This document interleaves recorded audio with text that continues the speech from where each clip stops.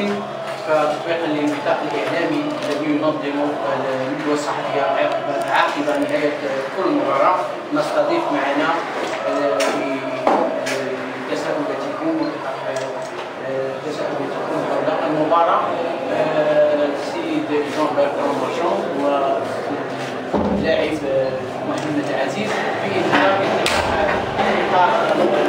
الوطني لعب واحد اللاعبين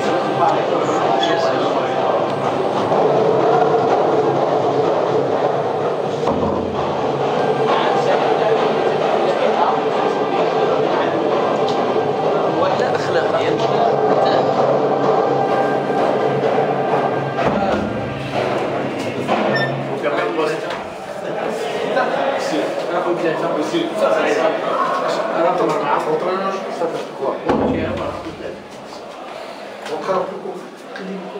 انا ذكرتهم. انا غادي نذكرهم ماشي انا اللي غادي نجيبهم، انا قلتها لهم وهم غادي يجيبهم. لا قلتيها لهم؟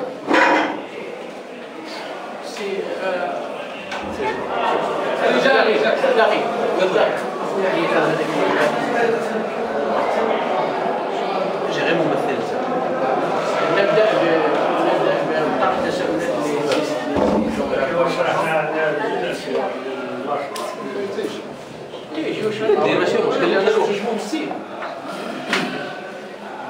une déclaration d'initiale en tant qu'élu national. نعتذر عن هذا الخطأ التقني. C'était un match qu'on a bien géré avec une première mi-temps de très bon niveau. C'est peut-être une des bonnes mi-temps qu'on a faites cette saison. À l'image de la deuxième mi-temps qu'on avait joué contre Tanger ici, avec un peu plus de réussite. Mais on n'a pas réussi à grandir le score, si bien que une équipe qui n'était pas facile à dépasser. Donc on a été très présent dans les duels, présent dans le jeu, présent dans l'aspect défensif. Ça fait le 6e match qu'on ne prend pas de but. Donc c'est assez rare pour le souligner. Donc ça montre la force d'une équipe, la solidarité. بشكل كبير لانه مدرب في المستوى كبير، مدرب اللي دار دي ريكروتمون اللي صالحين ليه بالنسبه للاجانب.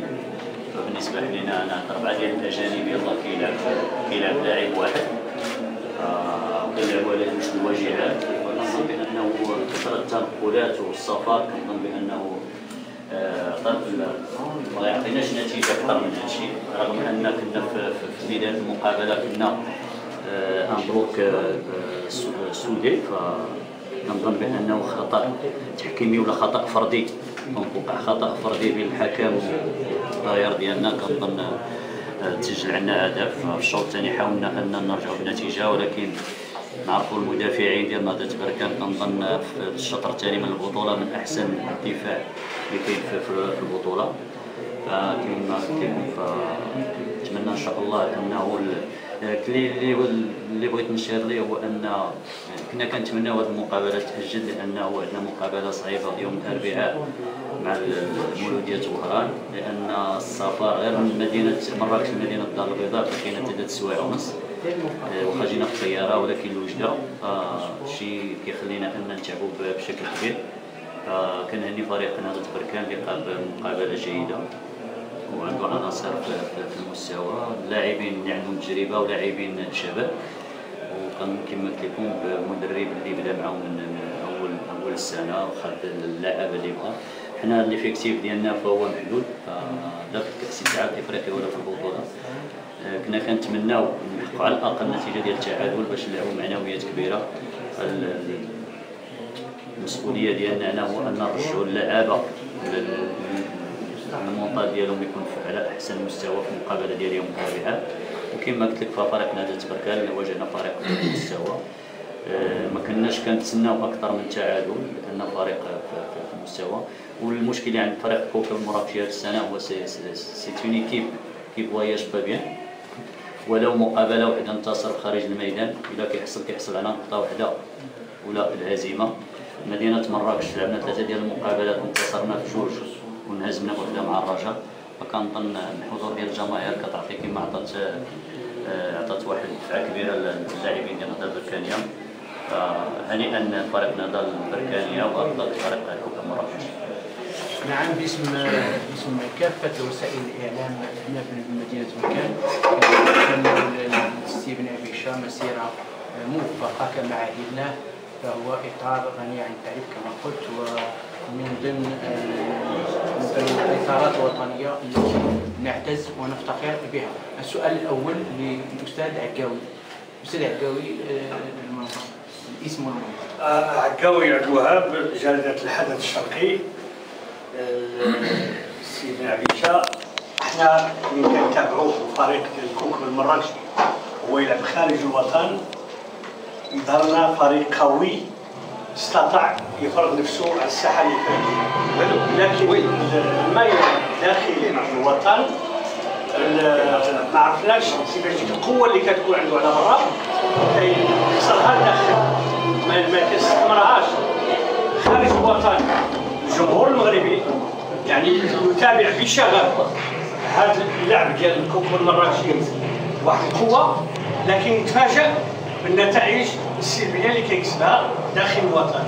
شنو هي الاسباب؟ قبل نعم. Oui, et pour M. Marchal, suivant les résultats positifs successifs concédant même les matchs sont aussi positifs, que vous pensez-vous pour les matchs suivants des semaines prochaines? Est-ce qu'on peut dire que la Réunion sportive Berkane va jouer pour les 3-4 premiers résultats?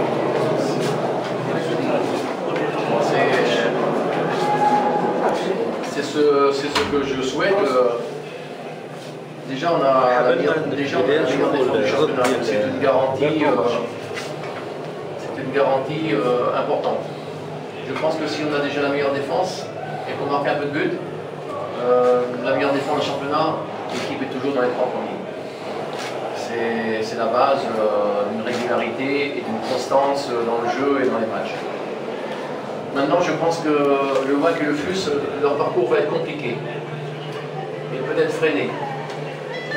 Parce qu'ils ont la Coupe Champions League pour le WAC, un match important.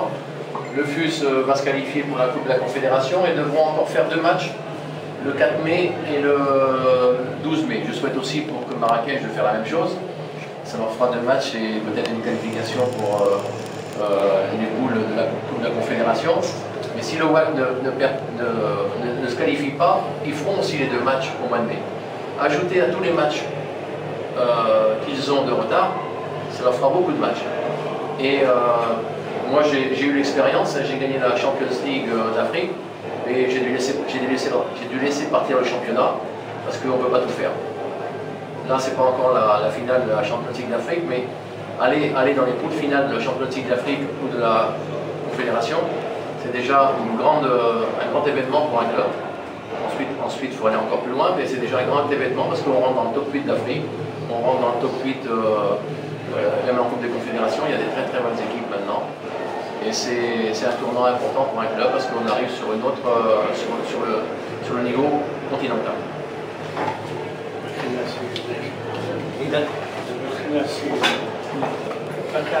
الشغل الان بالنسبه للسؤال فصرحت قبل بانه فريق الحكم مراكشي ما كيسافرش مزيان في ارض الوطن. النتائج السلبيه تقريبا 3 ديال الهزائم خارج الميدان، ولكن في مدينه مراكش عندنا كما قلت لك المقابلات انتصرنا ب2 وانهزمنا في 1. نعم السؤال اللي قلتي جاوبت عليه في الاول، لان كما قلت لك اصعب حاجه عند المدرب هو يدخل على فريق اللي ريكريتو ماشي هو اللي داروه. لا من لا ليست ديال كوب دافريك تقريبا عندنا 16 لاعب 19 لاعب فيهم 3 ديال الحراس ولي بليسيور. بالنسبه للنتائج فهي متذبذبه، فبقى لنا تقريبا دابا مقابله مؤجله، تبقى مقابله مؤجله امام الوداد وكذلك امام الدفاع الحسني الجديدي، الفريق اللي كيصارع حتى هو على البقاء. وكنظن كما قلت لك هذه المقابله ديال مدينه مراكش والحضور الجماهيري ديالنا غادي نحاولوا ان نديروا الماكسيموم باش نربحوا المقابلات. كما قلت لك البطوله ديال هذه السنه نقطه واحده كتساوي شيء كثير، لان فروق كبيره. الا لاحظتي فتقريبا 6 ولا 7 حتى 8 ديال الفروق كيلعبوا على 3 مراكز المتقدمه، مع لي ماتش روطار كنت صرحت بانه فريق اولمبيك فريكا اللي كان عطيه تقريبا 71% بانه غادي يخرج من البطوله لان تقسم كاس الشامبيونز ليغ ولات عنده مقابلات بدايه ديال البطوله، فغادي يكون مرتاح اكثر منا حنايا كما قلت لك اللي كنسافروا. فنتمنى ان شاء الله انه كما قلت لك نخرجوا من هذه الوضعيه. باقي لنا 7 ديال المقابلات وكما قلت لك سي توجور جوار. شكرا للسي تصريح هشام. بالنسبه للسؤال الثاني فهو للاستاذ سي حسن بن عبيشه. شكرا. نعم، الكريفارسي راديو بلوس. انتم الان المجهود سيقسم على واجهتين. واجهه البطوله وتنتظركم مباراه صعبه ومباريات حارقه، وينتظركم مجهود بدني وذهني ضد فريق مولودية وهران. سؤال السي فارسي. السؤال كيف ستقسمون المجهود البدني والذهني على واجهتين في هذا المخزون الذي عند اللاعبين وانتم تشتكون من كثره السفر؟ كنظن بالنسبه الى سولتيني سؤال بطريقه اخرى تقول لي واش كتوجدوا مثلا المقابله ديال بركان واش وجدتوا ليها ولا كتوجدوا المقابله ديال مولودية وهران؟ غادي نقول لك كنلعبوا دابا لعبنا مع بركان، غنمشيو عندنا غدا روبو وغندخلوا نهار الاثنين باش نلعبوا نهار الاربعاء، وما كاينش الوقت لان هذه المقابلات المؤجله مع فريق اللي كيعاني في اسفل الترتيب. ف لو فيت واش كتعاني في اسفل الترتيب دونك راه ما عندكش لي فيكتيف اللي كما قلت لك اللاعبين الاجانب اللي عندنا النهضه البركانيه ولا يعني اولمبيك فريقا ولا الفرق الاخرى، فلاعبين متميزين. عندنا لاعب اجنبي واحد مدافع، كما قلت لك كنحاولوا لي ريكريتمون اللي درنا جبنا وليد الصبار من الرجاء وكذلك سفيان علولي. رغم ذلك كتلاحظوا بان قلب هجوم كنلعبوا لاعبين اللي كيلعبوا في الجناح. فكما قلت لك حنا غادي نحاولوا نجريو كما قلت لك لو بلون غادي نخدموا على الجانب الذهني لان الفريق غادي يدخل من هزيمه. نتمنى ان شاء الله ما تقدرش علينا في المقابله ان شاء الله، لانه بالنسبه لنا كان هذا الكوب دافريك كان ان بونيس مع المكسب المسير، ولكن منين وصلنا مع مولودية وهران ولات حاجه اخرى. تمكنا من التعادل، ولكن التعادل اللي مرغوب لان 0-0 هما غادي يسترجعوا جوج اللاعبين هامين. حنا فقدنا اللاعب كوياطي كما قلت لك بالنسبه ليفيكتيف ما عندنا اوكان ديفونسور، دونك غادي نحاولوا ان وسط الميدان نرجعوا مدافع. كما قلت لك ماشي بحال نهضه بركان عندها لاعبين متميزين، لاعبين ليفيكتيف اللي كما قلت لك شباب ولاعبين ذو خبره ومدرب اللي عنده خبره كبيره.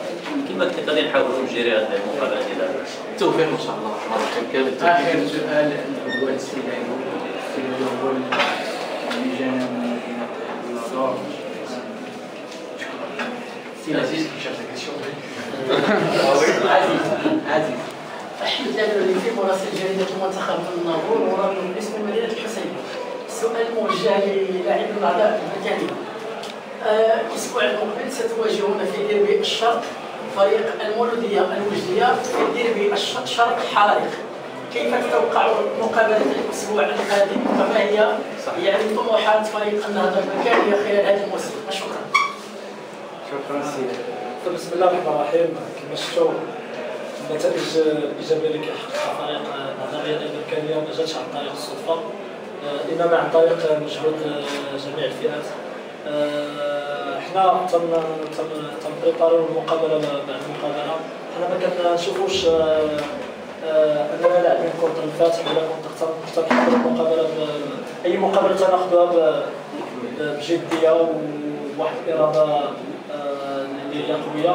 فالمباراه ديال مولودية وجده سي فري انها كتختلف على جميع المباريات نظرا لديربي العاصمه ديال الشرق. فكنتمناو ان شاء الله من هذه المباراه اللي حققنا الفوز ضد كوكب مراكش نزيدو نزكيوها ان شاء الله بالفوز على مولودية وجده لما لا ان شاء الله، ونزيدو نزكيو النتائج الايجابيه ان شاء الله اللي غادي تزيد تخلينا باش يكون الطموح ديالنا اكبر واكبر ان شاء الله.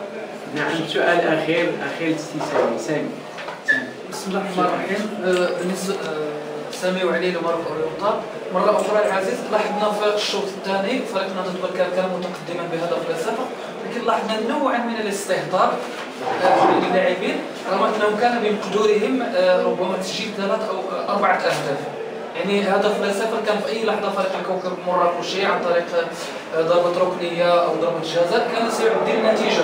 يعني في لحظه من اللحظات احسسنا ان لاعبين هذا البركان استخفوا بالخصم فضيعوا 3 أو 4 سؤال. هذا هو السؤال. شكرا اخ، ولكن كنعرفوا بان فريق الكوكب المراكشي عنده عناصر في المستوى ما كناش كنستهزئوا بالخصم، بالعكس نظرا لتوقيت المباراه والحراره هذه كنا كنحاولوا ما امكن ناخذوا الكره ونريكيبيريو، لان فريق الكوكب المراكشي صراحه ما يستاهلش هذه المرتبه اللي هو فيها. عنده تنقصوا شويه ديال الحظ وتنتمنى ليه حظ اوفر ان شاء الله في باقي المباريات. وكما كتعرفوا فجميع المباريات عندها واحد خصك تاخذها بواحد لا كونسونطراسيون توتال، ما يمكنش غادي ندخلوا حنا زعما رابحين بواحد الزيرو اننا راه صافي خدينا الغرض. هذا اللي خدينا باش اننا نضيفوا الهدف الثاني، وهذا الهدف هو اللي يطمئن الفريق ويطمئن الجمهور ديال نعم، شكرا لوسائل الاعلام وباسمكم جميعا نتمنى حدث اوفر لاستيفن.